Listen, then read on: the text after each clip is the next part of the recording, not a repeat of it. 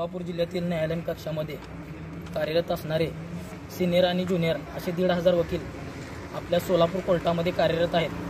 पण अद्याप वर्ष पूर्ण झालेलं आहे. कोरोनासारख्या महामारीमुळे सर्व कामे ठप्प असल्याने कोर्टाची कामे 1 वर्ष झालं बंद असल्याने जो ऑनलाईन प्रक्रिया चालू झालेली आहे. पण जिथं जे ज्युनियर वकील आहेत, जे शिकणारे तसेच सिनियर अशा सर्व वकिलांना काटकसरीचे जीवन जगावे लागत आहे.